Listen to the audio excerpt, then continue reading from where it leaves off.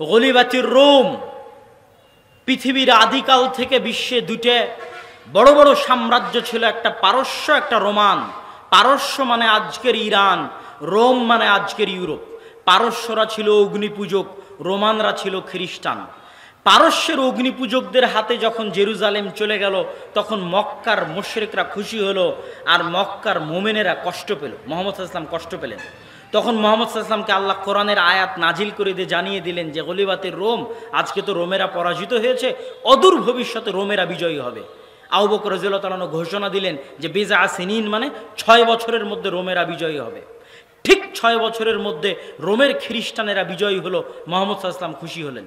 Jerusalem বিজয় করছে খ্রিস্টান, খুশি হচ্ছে মুহাম্মদ সাল্লাল্লাহু আলাইহি ওয়াসাল্লাম মক্কা এবং মদিনায়, যা প্রমাণ করে যে জেরুজালেম ইহুদির হাতে থাকার চেয়ে, খ্রিস্টানের হাতে থাকার চেয়ে একজন মুসলমানের হাতে থাকা, তার আকীদা যেটাই হোক না কেন, আমাদের খুশির কারণ এবং আমাদের দোয়া এবং সমর্থন, নৈতিক আমাদের দায়িত্ব। সম্মানিত উপস্থিতি, মুহাম্মদ সাল্লাল্লাহু আলাইহি ওয়াসাল্লামের জীবনে দ্বিতীয় ঘটনা, কদ নারা তাকাল্লুবা ওয়াজহিকা ইলাস সামা। আল্লাহর নবী জন্মের পর থেকে দেখছেন কাবা তার বাপ দাদার আদি পবিত্র জায়গা। তার দাদা এ ঘরের খাদেম ছিলেন। ইসমাইল আলাইহিস সালাতু ওয়াস সালামের পর থেকে নিয়ে তার বংশের সবাই এই ঘরের খেদমত করে গেছেন। তিনি এই ঘরকে সবচেয়ে বেশি ভালোবাসেন। আল্লাহ এই ঘর থাকার পরেও মুহাম্মদ সাল্লাল্লাহু আলাইহি ওয়াসাল্লামকে আদেশ দিচ্ছে আপনি সালাত আদায় করেন মসজিদ আকসামুখী হয়ে। এটা তার জন্য অনেক কষ্টের ছিল। আমি জন্মের পর থেকে দেখছি এই ঘর সবচেয়ে পবিত্র। জন্মের পর থেকে দেখছি আমার বাপদাদা 14 পুরুষ এই ঘরের খাদেম ছিলেন, আর আজকে আল্লাহ আমাকে বলছে আপনি সালাত আদায় করেন মসজিদ আকসামুখী হয়ে। মুহাম্মদ সাল্লাল্লাহু আলাইহি ওয়াসাল্লামের জন্য অনেক কষ্ট ছিল, কিন্তু এর মধ্যে নিদর্শন ছিল। এর মধ্যে ওই মদিনায় থাকা ইহুদিদের জন্য, মদিনায় থাকা খ্রিস্টানদের জন্য নিদর্শন ছিল, যেটা দ্বীনে হক। তোমরা যেই মসজিদে আকসাকে সম্মান করো, ওই মসজিদে আকসা মুখী হয়ে সালাত আদায় করতে চেয়ে আরবে নবীর দাবিদার মুহাম্মদ সাল্লাল্লাহু আলাইহি ওয়াসাল্লাম।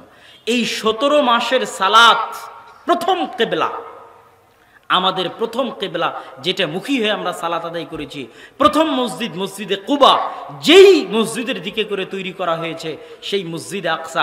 17 মাস কিবলা রাখার পিছনে এটাই কারণ, যেন মুসলমান এবং মুসলমানের সন্তানেরা জানে যে এই মসজিদ তাদের, এই মসজিদ মুসলমানদের, এই মসজিদ ইসলামের। এটা রাসূল সাল্লাল্লাহু আলাইহি ওয়াসাল্লামের জীবনে দ্বিতীয় ঘটনা। তৃতীয় ঘটনা, সুবহানাল্লাযী আসরা বিআবদিহি লাইলাম মিনাল মাসজিদিল হারাম ইলাল মাসজিদিল আকসা। মেরাজের রাত্রে আল্লাহ সুবহানাহু ওয়া তাআলা মুহাম্মদ সাল্লাল্লাহু আলাইহি ওয়াসাল্লামকে সরাসরি কাবা থেকে আসমানে নিয়ে যাননি, বরং কাবা থেকে নিয়ে গেছেন মসজিদে আকসায়। মসজিদে আকসায় তিনি বোরাক বেঁধে রেখেছেন।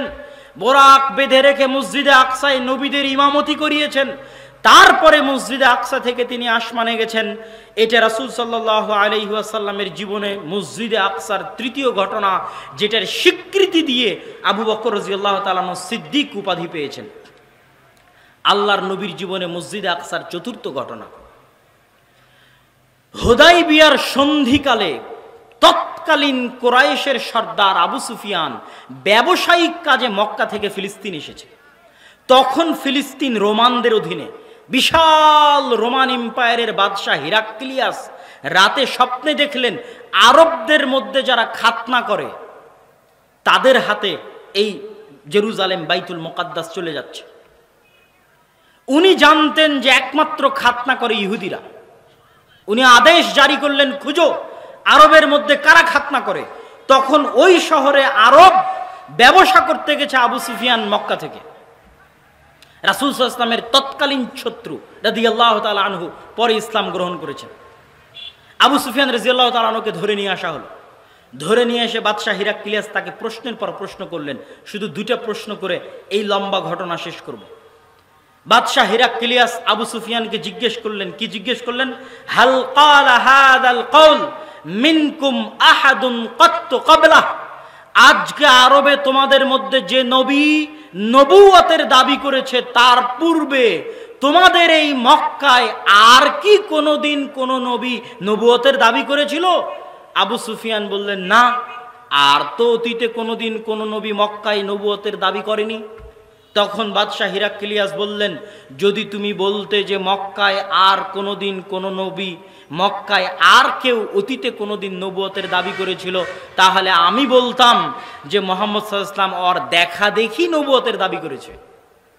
তো এতদিনে তো ইসমাইলের বংশে আল্লাহ কোনো নবী পাঠায়নি, তো দাবি করবে কে? কেউ দাবি করেনি।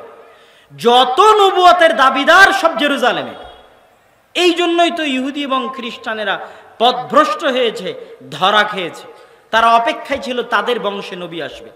দেখে আরবে বনু ইসমাইলের বংশে নবী এসেছে। বাদশাহ হিরাক্লিয়াস বললেন, তাহলে তো দেখা দেখি নয়।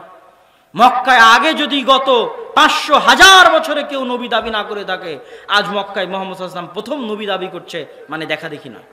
আমার দ্বিতীয় প্রশ্ন, ফাহাল কানা মিন আবাইহি মালাক, মুহাম্মাদের অতীত পুরুষ কেউ কি রাজা বাদশা ছিল সাল্লাল্লাহু আলাইহি ওয়াসাল্লাম? আবু সুফিয়ান বললেন, না, কেউ রাজা বাদশা ছিল না। বললে, যদি তুমি বলতে কেউ রাজা বাদশা ছিল, তাহলে আমি বলতাম বাপদাদার হারানো রাজত্ব ফিরে পেতে নবুয়তের ভান ধরেছে। বাপদাদার হারানো রাজত্ব ফিরে পেতে নবুয়তের ভান ধরেছে। অতীতে যখন তার বংশে কেউ রাজা ছিলই না, তাহলে তো রাজত্ব ফিরে পাওয়ারও কোনো চাহিদা নাই। তাহলে তো ঘটনা কিছু অবশ্যই আছে। এবার আরো জিজ্ঞাসা, আরো জিজ্ঞাসা। আমাদের লক্ষ্য শেষ বাক্য, বাদশাহ হিরাক্লিয়াসের বলা শেষ বাক্য। বাদশাহ হিরাক্লিয়াস আল্লাহর নবীর জীবদ্দশায়, আল্লাহর নবী জানেন না, আল্লাহর নবী থেকে 1500 মাইল দূরে, আল্লাহর নবীর সবচেয়ে বড় শত্রুর সামনে, তৎকালীন আল্লাহর নবীর সাথে প্রত্যেকটা যুদ্ধে বিরুদ্ধ পার্টির যিনি প্রধান সেনাপতি, সেই আবু সুফিয়ানের সামনে রাদিয়াল্লাহু তাআলা আনহু, সারা বিশ্বের তৎকালীন যিনি সবচেয়ে শক্তিশালী বাদশাহ, বাদশাহ হিরাক্লিয়াস আল্লাহর নবীর অগোচরে, আল্লাহর নবীর আড়ালে 1500 মাইল দূরে আল্লাহর নবীর সবচেয়ে বড় শত্রুর সামনে তৎকালীন যুগের সবচেয়ে বড় বাদশাহ ঘোষণা দিচ্ছে, ফাইন কানা মা তাকুলু হাক্কান, যদি তুমি যা বলছো তা সত্য হয়, তাহলে তুমি জেনে রাখো মাউযিআ কাদামাইয়া হাতাইন, আমার পায়ের নিচে এই জেরুজালেম, এই মসজিদে আকসার মাটি একদিন ওই নবীর অধীনস্থ হয়ে যাবে। বলেন আল্লাহু আকবার। এটা আল্লাহর নবীর জীবদ্দশায় তার জীবনের সাথে সম্পৃক্ত জেরুজালেমের চতুর্থ ঘটনা, যেটা আল্লাহর নবী তখন জানতেনও না। এত বড় স্বীকৃতি তৎকালীন যুগের সবচেয়ে বড় বাদশার মুখ দিয়ে, আল্লাহর নবীর সবচেয়ে বড় শত্রুর সামনে, যে এই মাটিও একদিন মুহাম্মদ সাল্লাল্লাহু আলাইহি ওয়াসাল্লামের অনুসারীদের হয়ে যাবে। সম্মানিত উপস্থিতি, আল্লাহর নবী কি জেরুজালেম বিজয়ের জন্য কোনো যুদ্ধ করেছেন? জি, করেছেন। এটা আপনাকে ওভাবে কেউ পয়েন্ট আউট করে দিবে না। মুতার যুদ্ধ এবং তাবুকের যুদ্ধ মূলত জেরুজালেম বিজয়েরই যুদ্ধ ছিল। কিভাবে আমি বলতেছি, মুতার যুদ্ধ যেখানে খালিদ ইবনে ওয়ালিদ, তার পূর্বে তিনজন সাহাবী শহীদ হওয়ার পর খালিদ বিন ওয়ালিদ যখন তরবারি নিলেন, আল্লাহর নবী মদিনায় বসে বললেন সাইফুম মিন সুয়ুফিল্লাহ। ওই যুদ্ধ আজকের জেরুজালেম থেকে মাত্র 100 কিলোমিটার ব্যবধান। 100 কিলোমিটার ব্যবধান কতটুকু ভাই? রাজশাহী আর চাঁপাইনবাবগঞ্জ, রাজশাহী আর বগুড়া, রাজশাহী আর নওগাঁ, এই 100 কিলোমিটার। ওখানে মসজিদে আকসা, আমি এখানে যুদ্ধ করতেছি। মানে এই যুদ্ধে আমি পরিপূর্ণ বিজয় হলেই তো, আমি যার বিরুদ্ধে যুদ্ধ করতেছি তার হেডকোয়ার্টার তো মসজিদে আকসাই, জেরুজালেমই। তাহলে আমি তার বিরুদ্ধে যুদ্ধ করছি, মানে জেরুজালেম বিজয়েরই যুদ্ধ করতেছি। আর এটা আল্লাহর নবীর জীবদ্দশায় রোমানদের বিরুদ্ধে যুদ্ধ, আর রোমানদের হেডকোয়ার্টার রাজধানী তখন জেরুজালেম। রোমানদের বিরুদ্ধে আল্লাহর নবীর দ্বিতীয় যুদ্ধ হচ্ছে তাবুকের যুদ্ধ। সম্মানিত উপস্থিতি, আল্লাহর নবী যেই জেরুজালেমের জয় করার জন্য যেই যুদ্ধের সূচনা করে দিয়েছিলেন, যেই বাহিনী রওনা করে দিয়েছিলেন, আবু বকর রাদিয়াল্লাহু তাআলা আনহু ক্ষমতায় আসার পরে ওই বাহিনীকে থামাননি, কিন্তু একটু গতি স্লোথ স্তিমিত হয়ে গেছিল যাকাত অনাদায়কারীদের কারণে, মিথ্যা নবুয়তের দাবিদারদের কারণে। আবু বকর রাদিয়াল্লাহু তাআলা আনহুর মৃত্যুর পরে যখন ওমর রাদিয়াল্লাহু তাআলা আনহু ক্ষমতায় আসলেন, তখন এই গতি আরো জোরদার, আরো শক্তিশালী লাভ করলো। জেরুজালেম বিজয় করতেই হবে। আজকে আমাদের বক্তব্যের শেষ ঘটনা, জেরুজালেম বিজয়ে মুসলমানদের সবচেয়ে বড় যুদ্ধ ইয়ারমুকের যুদ্ধ। জেরুজালেম বিজয়ে মুসলমানদের সবচেয়ে বড় যুদ্ধ ইয়ারমুকের যুদ্ধ। ইয়ারমুকের যুদ্ধের আগে ওমর রাদিয়াল্লাহু তাআলা আনহু খালিদ বিন ওয়ালিদকে প্রধান সেনাপতির পদ থেকে সরিয়ে দিয়েছেন। খালিদ বিন ওয়ালিদকে প্রধান সেনাপতির পদ থেকে সরিয়ে আবু উবাইদা ইবনুল জাররাহকে প্রধান সেনাপতির দায়িত্ব দিয়েছেন। ইয়ারমুকের যুদ্ধে মুসলমানদের সৈন্য সংখ্যা 12,000, আর বিশাল রোমান এম্পায়ারের সৈন্য সংখ্যা 3 লক্ষ। 3 লক্ষ সেনাবাহিনীর সামনে 12,000 যোদ্ধা নিয়ে যুদ্ধ করা এক অসম কল্পনার শামিল। আবু উবাইদা ইবনুল জাররাহ চিঠি লিখলেন মদিনায় থাকা আমিরুল মুমিনিন খলিফাতুল মুসলিমিন ওমর ইবনুল খাত্তাব রাদিয়াল্লাহু তাআলা আনহুকে উদ্দেশ্য করে, যে আমিরুল মুমিনিন, যদি আজকে 12,000 সৈন্যবাহিনী 3 লক্ষ রোমান সৈন্যবাহিনীর সামনে পরাজিত হয় এবং তারা পৃষ্ঠ প্রদর্শন করে, তাহলে এটা মুসলমানদের জন্য বড় বিপর্যয় হবে, তারা দিন থেকে ফিরে যেতে পারে। অতএব আপনার কাছে করজোড়ে অনুরোধ, আপনি মদিনা থেকে অতিরিক্ত সহযোগিতা পাঠান। আজ ইয়ারমুকের যুদ্ধে 3 লক্ষ সেনাবাহিনীর বিরুদ্ধে 12,000 সেনাবাহিনী নিয়ে যুদ্ধ করা অসম্ভব, আপনি মদিনা থেকে অতিরিক্ত সহযোগিতা পাঠান। ওমর রাদিয়াল্লাহু তাআলা ওই চিঠির উল্টা পিঠে ওমর রাদিয়াল্লাহু তাআলা লিখে পাঠালেন, লা তুহাউবিশান্নাকা কিল্লাতাল মুসলিমিন ওয়া লা তুহাউবিলান্নাকা, তোমাদেরকে যেন ভীত সন্ত্রস্ত না করে মুসলমানদের কম সংখ্যা হওয়া, আর তোমাদেরকে যেন হত বিহব্বল না করে রোমানদের সংখ্যাধিক্য হওয়া। কেননা তোমরা জেনে রাখো, আল্লাহর সাহায্য যাদের সাথে আছে তারাই বেশি শক্তিশালী, আল্লাহর সাহায্য যাদের সাথে নাই তারা শক্তিশালী নয়। এই মর্মে ওমর রাদিয়াল্লাহু তাআলা চিঠি পাল্টা দিয়ে পাঠালেন কোনো সহযোগিতা ছাড়াই। ওমর রাদিয়াল্লাহু তাআলার ঈমান কত মজবুত ছিল, কত শক্তিশালী ছিল, কত পাওয়ারফুল ছিল, যে তিনি ওই চিঠিরই উল্টা পিঠে পুনরায় লিখে এইভাবে পাঠিয়ে দিলেন কোনো সহযোগিতা ছাড়া। চিঠি যখন আবু উবাইদা ইবনুল জাররাহের নিকটে পৌঁছলো, উনি হতবাক, উনি সাহস করতে পারছেন না। উনি তখন সহযোগী বন্ধু, যিনি তখন প্রধান সেনাপতি নন, খালিদ বিন ওয়ালিদের সাথে পরামর্শ করছেন। পরামর্শ দেন কি করতে পারি। খালিদ বিন ওয়ালিদ বলছেন, যেহেতু আমিরুল মুমিনিন কোনো সহযোগিতা পাঠাননি, তার মানে আমিরুল মুমিনিন কোনো সহযোগিতা পাঠাবেন না। অতএব আমি আপনাকে একটা কথা বলবো, যদি আপনি শোনেন তাহলে চিন্তা ভাবনা করে দেখতে পারেন। আবু উবাইদা ইবনুল জাররাহ বললেন, ঠিক আছে বলেন কি কথা। খালিদ বিন ওয়ালিদ বললেন, আপনি প্রধান সেনাপতি, কথা ঠিক আছে, তবে ইয়ারমুকের যুদ্ধের জন্য, আজকের দিনের জন্য আপনি এই যুদ্ধের দায়িত্ব আমার উপর ছেড়ে দেন। বলেন আল্লাহু আকবার। আমি খালিদ বিন ওয়ালিদ, আমার উপর আজকের জন্য যুদ্ধের দায়িত্ব ছেড়ে দেন। আবু উবাইদা ইবনুল জাররাহ খালিদ বিন ওয়ালিদের উপর যুদ্ধের দায়িত্ব দিয়ে দিলেন। ইয়ারমুকের যুদ্ধ হয়েছিল 6 দিন। 6 দিন মুসলমানেরা লাগাতার মাত্র 12,000 সেনাবাহিনী নিয়ে 3 লক্ষ সেনাবাহিনীর বিরুদ্ধে যুদ্ধ করে জয়লাভ করে সাহাবীরা 3-4 ভাগে ভাগ হয়ে গেলেন। আবু উবাইদা ইবনুল জাররাহ একটা দল, খালিদ বিন ওয়ালিদ একটা দল, এইভাবে 3-4 ভাগে ভাগ হয়ে শুধু শহরের পর শহর বিজয় করতে লাগলেন। আজকের গাজা তখনই বিজয় হলো। ইয়ারমুক যুদ্ধের পরের দিনই গাজা বিজয়, হাইফা বিজয়, তেল আবিব বিজয়, আজকের ইসরায়েল, ফিলিস্তিন, চারিদিক থেকে বিজয় করতে করতে করতে করতে সাহাবীরা চারিদিক থেকে জেরুজালেমকে ঘিরে নিলেন, মসজিদে আকসাকে ঘিরে নিলেন। মসজিদে আকসা ঘিরে রেখেছিলেন 1 মাস। 1 মাস ঘিরে রাখার মধ্যে ছিলেন 4,000 সাহাবী। জেরুজালেমের মসজিদে আকসা ঘিরে রেখেছিলেন প্রায় 4,000 সাহাবী। আরও সৈন্যবাহিনীর সদস্য ছিল, কিন্তু সাহাবী ছিল 4,000। প্রায় ঘিরে রেখেছিলেন 1 মাস। কেননা মুসলমানেরা যতবার জেরুজালেম বিজয় করেছে একবারও রক্তপাত হয়নি, ঘটেনি। পাদ্রির সাথে নেগোসিয়েশন চলছে। পাদ্রি তাওরাত জাবুর ইঞ্জিল খুলে দেখে আবু উবাইদা ইবনুল জাররাহের সাথে তাওরাত জাবুর ইঞ্জিলে লেখার কোনো মিল নাই। আমিরুল মুমিনিন খলিফাতুল মুসলিমিনের বর্ণনা শোনার পরে সামান্য মিল পাওয়া গেল। তখন তিনি বললেন, প্রধান পাদ্রি বলল, যদি আমিরুল মুমিনিন খলিফাতুল মুসলিমিন স্বয়ং নিজে আসে তাহলে আমরা মসজিদে আকসার চাবি, জেরুজালেমের চাবি তার হাতে সমর্পণ করে দিব। আবু উবাইদা ইবনুল জাররাহ চিঠি লিখে পাঠালেন মদিনায় খলিফাতুল মুসলিমিন আমিরুল মুমিনিনের কাছে। কি, যে আপনি যদি নিজে আসেন তাহলে চাবি আপনার হাতে সমর্পণ করা হবে। ওমর রাদিয়াল্লাহু তাআলা আনহু চিঠির উল্টা পিঠে লিখে পাঠালেন, আনা আতি, আমি আসতেছি। ওই যে বিশাল প্রসিদ্ধ ঘটনা যে ওমর রাদিয়াল্লাহু তাআলা আনহু উটের পিঠে রাখাল আর তিনি রশি ধরে টানছেন, এই সত্য ঘটনা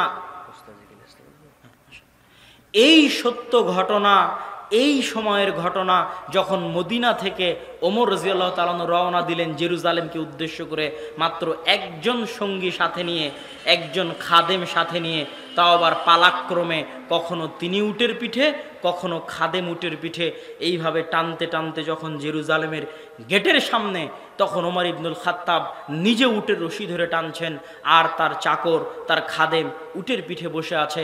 বলেন আল্লাহু আকবার। এটা সত্য ঘটনা। আবু উবাইদা ইবনুল জাররাহ হন্তদন্ত হয়ে ছুটে আসছেন। ছুটে এসে ওমর ইবনুল খাত্তাবকে বলছেন, ইয়া আমিরুল মুমিনিন ইন্নার রোমান ইয়ানজুরু ইলাইনা নাজরাতা কিল্লাহ। আমিরুল মুমিনিন করেছেন কি? আজ হাজার হাজার পাদ্রী অপেক্ষায় আছে, হাজার হাজার সাহাবী অপেক্ষায় আছে, সুদূর মদিনা থেকে আসতেছে জেরুজালেম বিজয় করতে মুসলমানদের আমিরুল মুমিনিন খলিফাতুল মুসলিমিন। আর আপনি কি অবস্থায় আজকে এসেছেন? রোমানরা তো আমাদের নিয়ে হাসি ঠাট্টা করবে। আজকে আপনি জীর্ণ শীর্ণ জামা গায়ে দিয়ে উটের রশি ধরে টানতে টানতে আজকে আপনি জেরুজালেমে প্রবেশ করতেছেন, রোমানরা তো আমাদের নিয়ে হাসি ঠাট্টা করবে। ওমর ইবনুল খাত্তাব রাদিয়াল্লাহু তাআলা আনহু বললেন, আবু উবাইদা, এই কথা তুমি বাদ দিয়ে অন্য কেউ বললে আমি কষ্ট পেতাম না, তুমি বলাতে কষ্ট পেয়েছি। শোনো, ইন কুন্না কওমান আযিল্লাহ। আবু উবাইদা, আমরা জাহেলি যুগে মক্কায় আমাদের কোনো নামগন্ধই ছিল না। আজ থেকে 30 বছর আগের কথা যদি বলি আবু উবাইদা, আজ থেকে 40 বছর আগের কথা যদি বলি আবু উবাইদা, ওমরকে মানুষ চিনত না। আমরা ছিলাম মরুভূমির রাখাল।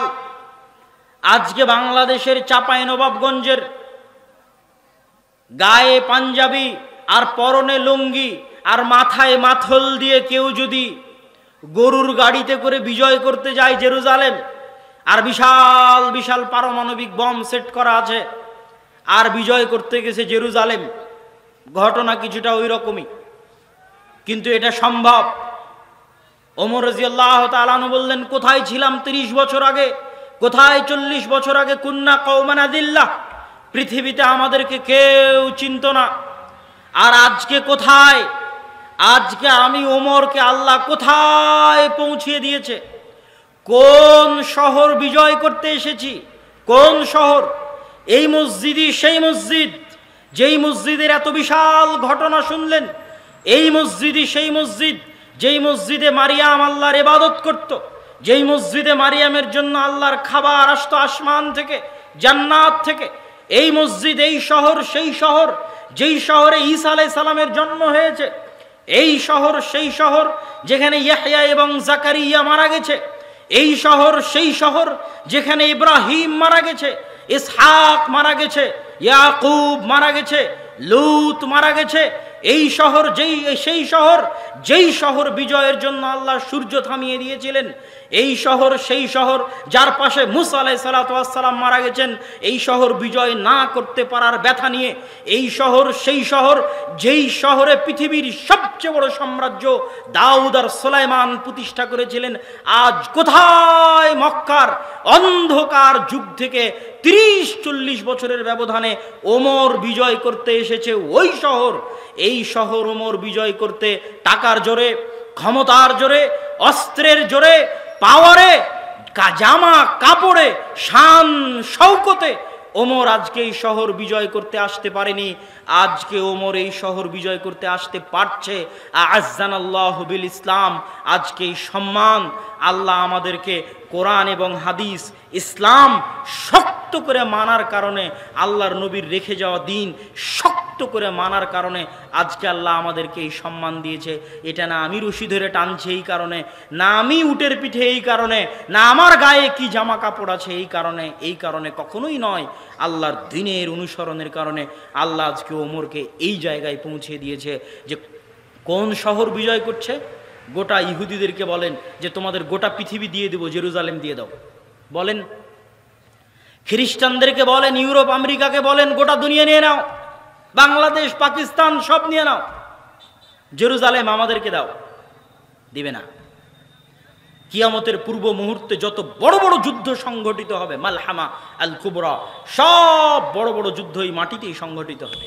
এই শাম, এই সিরিয়া, এই ইসরায়েল, এই ফিলিস্তিন, এখানেই সব বড় বড় যুদ্ধ সংঘটিত হবে। আর অত বড় যুদ্ধ সংঘটিত হওয়ার কারণ এইটা ছাড়া আর কোনোটা এত বড় কারণ হওয়া মানায় না। কেননা এটাই পৃথিবীর একমাত্র কারণ যার জন্য বিশ্বের 90% মানুষ যুদ্ধে জড়িয়ে যেতে পারে। বিশ্বের 90% মানুষ যুদ্ধে জড়িয়ে যেতে পারে এরকম দ্বিতীয় আর কোনো কারণ পৃথিবীতেই নাই। এই একটাই কারণ আছে, সেটা মসজিদে আকসা, যার কারণে ইহুদিরাও যুদ্ধে জড়িয়ে যেতে পারে, যার কারণে খ্রিস্টানরাও যুদ্ধে জড়িয়ে যেতে পারে, যার কারণে মুসলমানেরাও যুদ্ধে জড়িয়ে যেতে পারে। এই কারণে এটাকে কেন্দ্র করেই কিয়ামতের পূর্ব মুহূর্তের সব বড় বড় যুদ্ধগুলো হবে। আর আল্লাহর নবীর ওই হাদিস যে পাথর বলবে, গাছ বলবে, এই যে আমার পিছনে লুকিয়ে আছে হত্যা করো, এত সহজে গাছ পাথর বলবে না, তাদের অত্যাচারের মাত্রা ওই রকম বেশি হয়ে যাবে, ওই রকম বেশি হয়ে যাবে। আজ যে অত্যাচার করছে এর চাইতেও ভয়াবহ অত্যাচার হবে।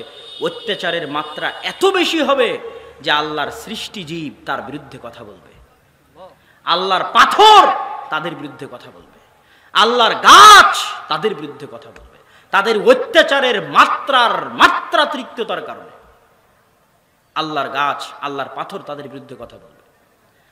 দাজ্জালকে ঈসা আলাইহিস সালাতু ওয়াস সালাম এই জেরুজালেমেই হত্যা করবেন।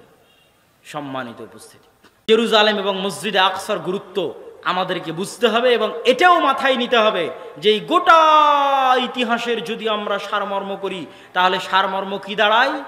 ইউশা বিন নুন ক্ষমতা দিয়ে জেরুজালেম বিজয় করেনি, দাউদ আর তালুত ক্ষমতা দিয়ে জেরুজালেম বিজয় করেনি, ওমর রাদিয়াল্লাহু তাআলা আনহু ক্ষমতা দিয়ে বিজয় করেনি, সালাহুদ্দিন আইয়ুবিও ক্ষমতা দিয়ে জেরুজালেম বিজয় করেনি।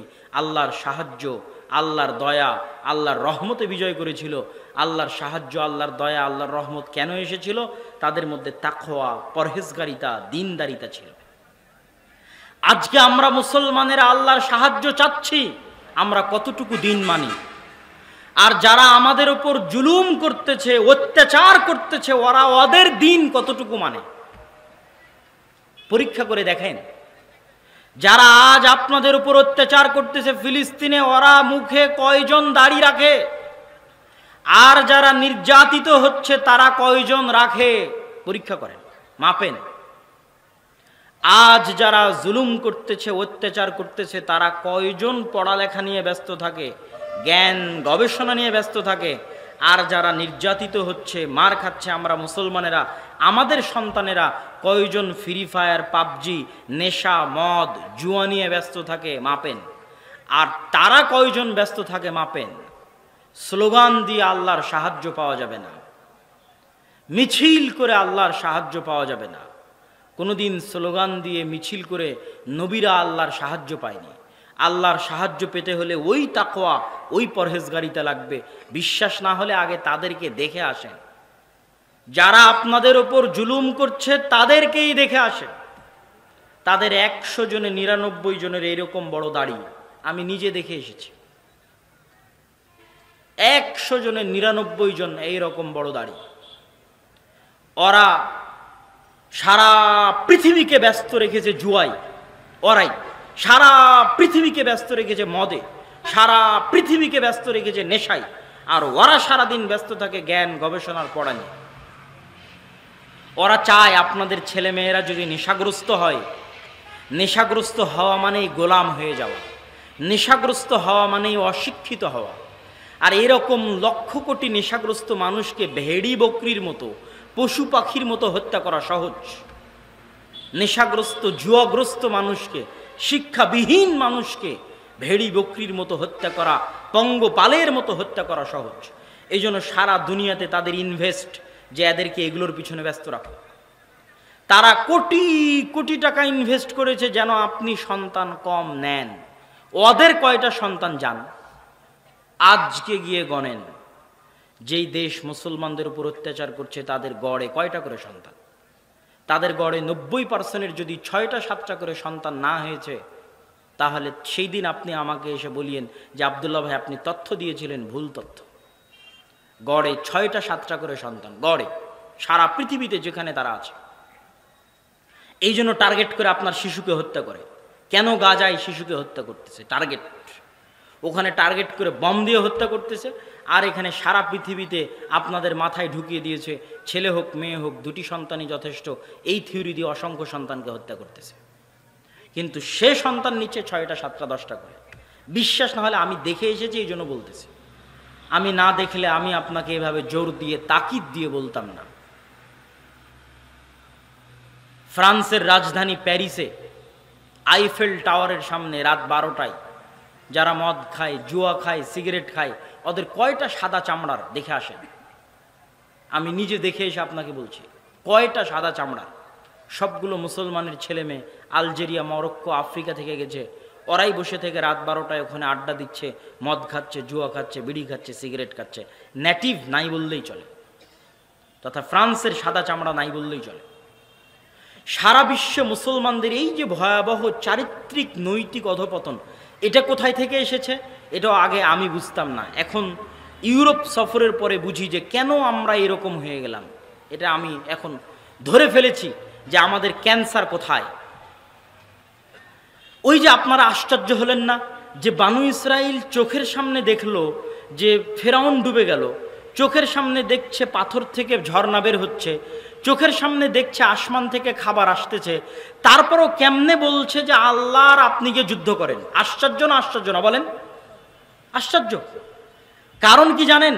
ওই যে 200-300 বছর ফেরাউন ওদের উপর জুলুম করেছে, তো জুলুমের ঠেলায়, অত্যাচারের ঠেলায় মন হয়ে গেছে ছোট। কথা কি আমার বুঝতে পারছেন? মানুষ যখন স্বাধীন চলতে পারে না, স্বাধীন বলতে পারে না, স্বাধীন লিখতে পারে না, গোলাম থাকে, তখন তার চারিত্রিক বিকৃতি ঘটে। তো বানু ইসরাইলেরা 300 বছর গোলাম ছিল ফেরাউনের। 300 বছরের গোলামিতে চরিত্র নষ্ট হয়ে গেছে। একটা ধনী ঘরের আদর্শ ছেলে, যার টাকার সমস্যা নাই, যার বাপ মায়ের আদর্শ আছে, তার মন মানসিকতা কেমন উদার হবে, আর একজন যে মানুষের কাছে চেয়ে চিনতে খায়, ভিক্ষা করে খায়, তার মন মানসিকতা কত সংকীর্ণ হবে, তার চিন্তা কত ছোট হবে, আপনার সমাজে বাস্তব দেখতে পাবেন। তাহলে যেই বানু ইসরাইল 300 বছর গোলাম ছিল, ওর চিন্তা তো এরকমই ছোট হবে। কথায় কথায় ছোট উত্তরে আপনি আর আপনার আল্লাহ গিয়ে যুদ্ধ করে, মন মানসিকতা ছোট হয়ে গেছে। এইবার আসেন মুসলমানদের কাছে। আমাদের মুসলমানদের সারা বিশ্বের সবচেয়ে বড় ক্যান্সার। মুসলমানদের সারা বিশ্বের সবচেয়ে বড় ক্যান্সার হচ্ছে ঔপনিবেশিক শাসন আমল, কলোনিয়াল সিস্টেম। যারা শিক্ষিত ছেলেপেলে আছে তারা অবশ্যই ঔপনিবেশিক শাসন আমল সম্পর্কে, কলোনিয়াল সিস্টেম সম্পর্কে পড়বে। আজকে আমরা বাংলাদেশের মুসলমানেরা আমাদের যে চারিত্রিক অধপতন, নৈতিক অধপতন, আমরা যেভাবে কামড়া কামড়ি করি, মারামারি করি, হিংসা বিদ্বেষ করি, বিদেশে উন্নত দেশগুলোতে গিয়ে দেখবেন যে তাদের মধ্যে এগুলো নাই। তাহলে আমরা বাঙালিরা কেন সারাদিন নিজেরা নিজেরা কামড়া কামড়ি নিয়ে ব্যস্ত, নিজেরা নিজেরা মারামারি নিয়ে ব্যস্ত, অথচ ইউরোপ আমেরিকার উন্নত দেশের মানুষজন এগুলো নিয়ে ব্যস্ত না? তার একটাই কারণ, আমাদের চরিত্র নষ্ট হয়েছে 200 বছরে। আমাদের ভারত, পাকিস্তান, বাংলাদেশের মুসলমানদের চরিত্র কত বছরে নষ্ট হয়েছে বলেন তো? একটু সবাই বলেন, কত বছরে নষ্ট হয়েছে? 200 বছরে। 200 বছর ব্রিটিশদের গোলামি করেছি আমরা। 200 বছর ব্রিটিশদের গোলামি করার আগে যে মুসলমানেরা ছিল এই ভারতে, এই বাংলাদেশে, এই পাকিস্তানে, তারা আমাদের মতো ছিল না। মানে তাদের মন মানসিকতা আমাদের মতো ছোট ছিল না, তাদের মন মানসিকতা আমাদের মতো সংকীর্ণ ছিল না, ওরা ছিল স্বাধীন চেতা। আমাদের চরিত্র নষ্ট হয়ে গেছে 200 বছরে, যে 200 বছর আমরা ব্রিটিশের অধীনে ছিলাম। ছোট হতে হতে হতে কত ছোট হয়ে গেছে, স্যার বলা স্বভাবে পরিণত হয়ে গেছে। ইংরেজি শিখতে হবে, শিখে চাকরি বাকরি করতে হবে, সরকারি চাকরি নিতে হবে, ইংরেজি না শিখলে হবে না। জন্মগত মেন্টাল গোলামি তৈরি হয়েছে 200 বছরে। 200 বছর যাবৎ গোলাম থাকতে থাকতে থাকতে থাকতে আমরা সারা বাংলাদেশের সব মানুষ মেন্টালি গোলাম। মানে গত 60-70 বছরও আমরা ওই গোলামির ধাক্কা থেকে বেরিয়ে আসতে পারিনি। এটা আমি কখন অনুভব করলাম? যখন দেখলাম কি রে, ফ্রান্সের রাজধানী প্যারিসে আইফেল টাওয়ারে যারা সিগারেট খাচ্ছে, বিড়ি খাচ্ছে, মদ খাচ্ছে, সবগুলো মুসলমান। কেন কেন মুসলমান? ফ্রান্সের সাদা চামড়ার খ্রিস্টানেরা কোথায়? তখন তদন্ত করে দেখা গেল এরা ওই দেশের মুসলমান যেই দেশকে ফ্রান্স শাসন করত 150-200 বছর। আমাদের ভারত, পাকিস্তান, বাংলাদেশকে শাসন করত ব্রিটিশ। এই জন্য আমরা শিখেছি ইংরেজি। ফ্রান্স এবার যে দেশকে শাসন করেছে ওরা শিখেছে ফরাসি। আমি বুঝতাম না যে মদিনা বিশ্ববিদ্যালয়ে আফ্রিকান কান্ট্রি থেকে আসা আমার ক্লাসমেট সে ফরাসি কেন জানে। বাড়ি আলজেরিয়া, বাড়ি নাইজেরিয়া, জানে ফরাসি। ফরাসি তো ফ্রান্সের ভাষা। তখন বুঝলাম ওহো, আমরা যেমন 200 বছর গোলামি করেছি ব্রিটিশের, দিয়ে আমরা ইংরেজি শিখেছি, জন্মগত গোলাম হয়েছি। আরে এরাও তো জন্মগত গোলাম। গোটা পৃথিবীর সব মুসলমানই যে জন্মগত গোলাম। তখন আমার কাছে সামারি বের হয়ে গেল যে মুসলমানদের ক্যান্সার কোথায়। মুসলমানদের ক্যান্সার হচ্ছে প্রায় দীর্ঘ 150-200 বছর যাবৎ সারা পৃথিবীর সব মুসলমান দেশগুলোতে কোনো না কোনো ইউরোপিয়ান কান্ট্রির কলোনি ছিল, কোনো না কোনো ইউরোপিয়ান কান্ট্রির উপনিবেশ ছিল। তো যে দেশে যার উপনিবেশ ছিল ওই দেশের মানুষজন ওই দেশে বেশি। ইংল্যান্ডে কোন দেশের মানুষ বেশি? ভারত, পাকিস্তান, বাংলাদেশের মানুষ বেশি। ভারত, পাকিস্তান, বাংলাদেশের মানুষের সেকেন্ড ল্যাঙ্গুয়েজ কি? ইংরেজি। তাহলে ফ্রান্সে কোন দেশের মানুষ বেশি? আফ্রিকার মানুষ বেশি। তাহলে স্পেনে কোন দেশের মানুষ বেশি? মরক্কোর মানুষ বেশি। আজকে এখন পর্যন্ত ভাগ্যিস ভালো ব্রিটিশরা আমাদেরকে একটু বেশি স্বাধীনতা দিয়ে গেছিল।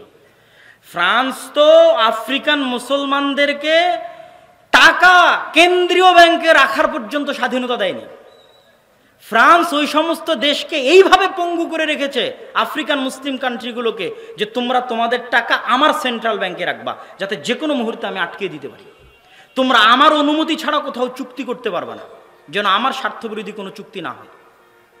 এইটা হলো মুসলমানদের আজকের এই যে নৈতিক চারিত্রিক অধপতন, যে আমাদের ছেলেমেয়েরা সব মদ খাচ্ছে, সব জুয়া খেলতেছে, গাঞ্জা খাচ্ছে। কেন এরকম হয়ে গেল? কেন এরকম হয়ে গেছে? এরা 200 বছর ব্রিটিশের গোলামি করেছে, এই জন্য গোটা মুসলিম বিশ্বের অবস্থা এরকম। ওইটা আরো ক্লিয়ার আপনি কোথায় দেখতে পাবেন? লিবিয়ার ত্রিপলি থেকে দেখবেন প্রতি রাতে শত শত নৌকা ছাড়ে ইউরোপের উদ্দেশ্যে। নৌকাগুলো বাতাস দিয়ে ফুলানো থাকে। ওই বাতাস দিয়ে ফুলানো নৌকাতে 300-400 জন করে উঠে। আর এই 300-400 জনই মুসলমান, শুধু বাংলাদেশের মুসলমান না। ও ইন্দোনেশিয়া থেকে গেছে, আফ্রিকা থেকে গেছে, আফগানিস্তান থেকে গেছে, পাকিস্তান থেকে গেছে, সবই মুসলমান। এদের ভাগ্য দুটেই, হয় সমুদ্রে ডুবে মরে যাবে, আর না হয় ইউরোপের কোনো কান্ট্রি ওদেরকে ভিক্ষা দিবে শরণার্থী হিসেবে, লে বাবা থাক এখানে, শরণার্থী হিসেবে থাকার জায়গা দিবে। এই নৌকাটা হচ্ছে সারা বিশ্বের মুসলমানদের চিত্র, যে সারা বিশ্বের মুসলমানদের চারিত্রিক, নৈতিক, মেন্টাল গোলামি কোন জায়গায় গিয়ে দাঁড়িয়েছে। ওই নৌকায় গেলে আপনি দেখতে পাবেন। অথচ ওই ইউরোপিয়ান কান্ট্রিগুলোর একটা থেকে আর একটায় যখন যাচ্ছি, ইংল্যান্ড থেকে যখন স্পেনে গেলাম, দেখি কোথাও ইংরেজি নাই। এক্সিটটা পর্যন্ত ইংরেজিতে লেখা নাই, যে আমি যে বের হব এটাই পর্যন্ত ইংরেজিতে লেখা নাই। হতবাক! স্পেন থেকে বের হয়ে যখন ফ্রান্সে ঢুকতেছি, না ইংরেজি। মানে তারা নিজ নিজ ঐতিহ্য ধরে রেখেছে। ফ্রান্স তার ঐতিহ্য ধরে রেখেছে, স্পেন তার ঐতিহ্য ধরে রেখেছে, ব্রিটিশ তার ঐতিহ্য ধরে রেখেছে। ঐতিহ্য ছেড়ে দিয়েছে কারা? মুসলমানেরা। কেন? ওই 200 বছরের গোলামিতে এদের চারিত্রিক বিকৃতি ঘটেছে। এই চারিত্রিক বিকৃতি থেকে উদ্ধার হতে আরো 100 বছর সময় লাগতে পারে। আরো 100 বছর সময় লাগার পরে ওই রকম উঁচু হিম্মতওয়ালা একদল মানুষ যদি আসে, উঁচু হিম্মতওয়ালা, যেরকম উঁচু হিম্মতওয়ালা মানুষ ছিল সালাহুদ্দিন আইয়ুবী, যেরকম উঁচু হিম্মতওয়ালা মানুষ ছিল ওমর ইবনুল খাত্তাব, ওই রকম উঁচু হিম্মতওয়ালা একদল মানুষ যদি আসে, যাদের ব্রেন হবে স্বাধীন চেতা। আমি আপনাকে বলে যাচ্ছি, গোটা মুসলিম বিশ্বের 99% মানুষ জন্মগত মেন্টালি গোলাম। আমাদের বাংলাদেশের, পাকিস্তানের, ভারতের সকল মানুষ জন্মগত মেন্টালি গোলাম। এরা ওই ট্রমা থেকে, ওই 200 বছরের ট্রমা থেকে, যে 200 বছর ব্রিটিশরা আমাদের উপর অত্যাচার করেছিল, আমরা বের হতে পারিনি। এটা বের হতে আরও সময় লাগবে, আরও 100 বছর সময় লাগবে। যখন ওরকম স্বাধীন চেতা নিয়ে, উঁচু হিম্মত নিয়ে মুসলমানদের মধ্যে থেকে মানুষ বের হবে, তখন আল্লাহ সুবহানাহু ওয়া তাআলা তাদেরকে বিজয় দান করবেন। আর ঈমান, তাকওয়া এবং পরহেজগারিতা থাকবে, তখন আল্লাহ তাদেরকে বিজয় দান করবেন। সম্মানিত উপস্থিতি, জেরুজালেম, ফিলিস্তিন এবং মসজিদ আকসার উপর এবং মুসলমানদের সামগ্রিক পরিস্থিতির উপর এই লম্বা বক্তব্যের শেষে আপনাদের কাছে আমাদের অনুরোধ, আজকে আমরা এখানে যে সম্মেলনটি আয়োজন করেছি, এটি দেশব্যাপী আল জামিআহ আস-সালাফিয়ার যে দাওয়া বিভাগ আছে, আর দাওয়া ইলাল্লাহ, এই দাওয়া বিভাগের অধীনে আমরা দেশব্যাপী মক্তব শিক্ষার প্রজেক্ট হাতে নিয়ে সফর করছি। প্রায় 4টে জেলার আমরা 126টা মসজিদ আমি নিজে সফর শেষ করেছি। প্রায় 250টা মসজিদে আমি নিজে মক্তব উদ্বোধন করেছি। আপনাদের গোদাগাড়িতেও আমি সফর দিয়েছি এবং সেই লক্ষ্যেই মূলত ফি সাবিলিল্লাহ এই প্রোগ্রামগুলো আয়োজিত হচ্ছে। এই প্রোগ্রামগুলোতে না বক্তার কোনো স্বার্থ আছে, মানে আমরা যারা এসেছি আমাদের কোনো স্বার্থ নয়, আমরা ফি সাবিলিল্লাহ আল্লাহর সন্তুষ্টির জন্য এসেছি। যারা আয়োজন করেছে তারাও ফি সাবিলিল্লাহ দ্বীনি দাওয়াতি কাজ বাস্তবায়ন করার জন্য এই প্রোগ্রাম আয়োজন করেছে। আর এই প্রোগ্রামের মূল লক্ষ্যই হচ্ছে যে সমস্ত দায়িত্বশীল ভাইয়েরা আছে যারা এখানে দাওয়া ইসলামী সেন্টারের দায়িত্ব পালন করছে, তারা আপনাদের এই গোদাগাড়ি অত্র অঞ্চলে বা আরও আশেপাশে কিভাবে মসজিদ ভিত্তিক মক্তব শিক্ষাগুলোকে আরও শক্তিশালী, আরও জোরদার, আরও পাওয়ারফুল করা যায়, এটা নিয়ে তারা কাজ করবে। যেন মসজিদ ভিত্তিক যে দিন শিক্ষা মুসলমানদের অতীত ঐতিহ্য ছিল এবং মুসলমানদের এই সামগ্রিক অধপতনের তো একটা জিনিস দেখলেন, শিক্ষা, যে মুসলমানদের কোথাও শিক্ষায় নাই না। কুয়েত, কাতার, বাহরাইন তারা শিক্ষায় পৃথিবীর অন্য কারোর সাথে টেক্কা দিচ্ছে, তারা আছে পর্যটন আর বিনোদন নিয়ে। দুবাই আছে পর্যটন বিনোদন নিয়ে, তাদের কোনো শিক্ষার প্রজেক্ট নাই। আমাদের সরকারেরও শিক্ষার কোনো মেগা প্রজেক্ট নাই কনস্ট্রাকশন আর বিল্ডিং নিয়ে। আর মসজিদ কমিটি আছে টাইলস আর এসি নিয়ে, কারো মাথায় শিক্ষা নাই। তো ওই মসজিদ স্বর্ণ দিয়ে বানিয়ে কি করবে, যেই মসজিদের আশেপাশে সবই মদখোর আর জুয়াখোর, কি করবে? অথচ ওই টাকা থেকে 5টা টাকা বাঁচিয়ে যদি ওই সমস্ত সন্তানদের দিনের শিক্ষার ব্যবস্থা করত, দাওয়াতের ব্যবস্থা করত, তো মসজিদ না থাকলে খোলা মাঠে অন্তত মানুষ সালাত আদায় করত। তো এই থিমটা নিয়ে আমরা মসজিদ ভিত্তিক দাওয়াতি কাজ করছি। এটি জামিয়া আল জামিআহ আস-সালাফিয়ার একটি অঙ্গ প্রতিষ্ঠান হিসেবে দেশব্যাপী দাওয়াতি কাজ করছে। এই দাওয়াতি কাজে আপনাদের স্বতঃস্ফূর্ত অংশগ্রহণ এবং সহযোগিতা আমরা কামনা করি। আপনাদের মধ্যে আমি জানি না আমাদের দিনী ভাইয়েরা এবং স্বেচ্ছাসেবক ভাইয়েরা আছে কিনা, যারা কাপড় নিয়ে ভেতরে যদি প্রবেশ করে তাহলে আমি অনুরোধ করব ভেতরে প্রবেশ করার জন্য। আপনারা অবশ্যই আপনাদের সাধ্য অনুযায়ী তাদেরকে সহযোগিতা করবেন এবং কেউ যদি স্থায়ীভাবে আমাদের এই মক্তব প্রজেক্টগুলোর জন্য কাজ করতে চান তারাও সরাসরি আমাদের সাথে যোগাযোগ করবেন।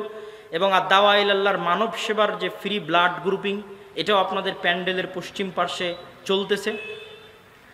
ক্যান্সারে আক্রান্ত রোগীদের জন্য ব্লাড কালেকশন চলতেছে। আপনারা যারা ব্লাড ডোনেট করতে পারবেন তারা অবশ্যই যাওয়ার চেষ্টা করবেন। সালাফি কনফারেন্স আল জামিয়া সালাফিয়া ডাঙ্গিপাড়া পবায় আছে 23 ও 24 নভেম্বর। আল জামিয়া সালাফিয়া ডাঙ্গিপাড়া পবা রাজশাহীতে সালাফি কনফারেন্স 23 ও 24 নভেম্বর। উপস্থিত হওয়ার চেষ্টা করবেন। এখান থেকে দিনী ভাইয়েরা যাবে, তাদের সাথে সম্পর্ক রক্ষা করে একসাথে একত্রিত হয়ে যাওয়ার চেষ্টা করবেন। মাসিক আল ইতিসাম নিয়মিত নেওয়ার চেষ্টা করবেন। প্রতি মাসে এখন একটা নতুন লেখা আমার আসতেছে জেরুজালেম নিয়ে। যা বললাম তা যদি লিখিত আকারে পেতে চান, যে আপনার কাছে ডকুমেন্ট থাকবে, তাহলে এই মাস থেকেই মাসিক আল ইতিসামে এই লেখাগুলো যা বক্তব্যে বলছি তা পাবেন। কয়েক পর্বে এটা চলবে। আপনাদের সকলকে আল জামিয়া আস-সালাফিয়ার জন্য দোয়া করার জন্য এবং আল জামিয়া আস-সালাফের এই দাওয়া বিভাগ আদ-দাওয়া ইলাল্লাহ এর দাওয়াতি কাজে বৈঠকি দানে অংশগ্রহণ করার উদাত্ত আহ্বান জানিয়ে আমরা সবাই আল্লাহর নিকটে দোয়া করি, হে আল্লাহ, আপনি ফিলিস্তিনে আমাদের নির্যাতিত মাজলুম মুসলিম ভাইদের সহযোগিতা করুন, আল্লাহুম্মা আমিন। হে আল্লাহ, আপনি ফিলিস্তিনের মুসলিম শিশু, মুসলিম নারী এবং পুরুষ যারা মারা যাচ্ছে তাদেরকে শহীদ হিসেবে কবুল করুন, আল্লাহুম্মা আমিন। স্টেজে যারা আছে তারাও আপনারা এই বৈঠকি দান, হ্যাঁ মহিলাদের ওখানেও বৈঠকি দানে অংশগ্রহণ করার চেষ্টা করবেন। হে আল্লাহ, আপনি আমাদের ফিলিস্তিনের মুসলিম ভাইদেরকে গায়েব থেকে, অদৃশ্য থেকে আপনার মদতের ব্যবস্থা করে দিন, আল্লাহুম্মা আমিন। হে আল্লাহ, আপনি মুসলিমদের মধ্যে থেকে সুলতান আন নাসিরা, এমন একজন সৎ, সাহসী, যোগ্য শাসক পাঠিয়ে দেন, যেই যোগ্য শাসক পুনরায় আল মসজিদ আল আকসা সুলতান সালাহুদ্দিন আইয়ুবীর মতো উদ্ধার করবে, আল্লাহুম্মা আমিন। আর এর জন্য আমাদের মা এবং বোনদের পরহেজগারিতা এবং তাকওয়া খুব জরুরি। যখন কোনো সমাজে বেহায়াপনা, বেলেল্লাপনা ছড়িয়ে পড়ে, তখন ওই সমাজে আর পুরুষ জন্মগ্রহণ করে না। কথা কি বুঝতে পারলেন? যদিও দানের মধ্যে আছেন, যে যখন কোনো সমাজে বেহায়াপনা, বেলেল্লাপনা ছড়িয়ে পড়ে, তখন ওই সমাজে আর কি জন্মগ্রহণ করে না? বেটা ছেলে জন্মগ্রহণ করে না, পুরুষ জন্মগ্রহণ করে না। সব বেটা ছেলে কিন্তু আসলে মেয়ে ছেলে, মানে সবার মধ্যেই মেয়েলি বৈশিষ্ট্য, কিন্তু ছেলে পুরুষ মানুষ কিন্তু মেয়েলি বৈশিষ্ট্য, কেননা বেহায়াপনা বেলেল্লাপনা ছড়িয়ে গেছে। পুরুষ সাহসী সন্তান সুলতান সালাহুদ্দিন আইয়ুবীর মতো, তারেক বিন জিয়াদের মতো ওই মাই জন্ম দিতে পারবে যেই মায়ের তাকওয়া আছে, পরহেজগারিতা আছে, পর্দা আছে। যেই পিতার তাকওয়া আছে, পরহেজগারিতা আছে, পর্দা আছে, তাদের গর্ভে পুরুষ জন্ম নিবে, মুজাহিদ জন্ম নিবে, সালাহুদ্দিন আইয়ুবী জন্ম নিবে, তারেক বিন জিয়াদ জন্ম নিবে।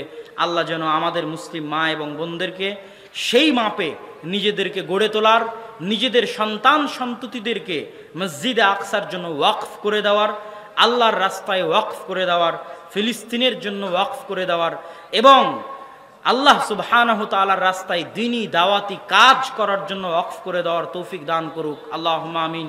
এবং ওই মাপের সন্তান জন্ম দেওয়ার জন্য তাকওয়া এবং পরহেজগারিতা অবলম্বন করার তৌফিক দান করুক, আল্লাহুম্মা আমিন। এই দোয়া, এই দাবি আল্লাহ সুবহানাহু তাআলার দরবারে রেখে আজকে আমি আমার সংক্ষিপ্ত বক্তব্য এখানেই শেষ করছি। ওয়া আখির দাওয়ানা আনিল হামদুলিল্লাহি রাব্বিল আলামিন। আসসালামু আলাইকুম ওয়া রাহমাতুল্লাহি ওয়া বারাকাতুহু।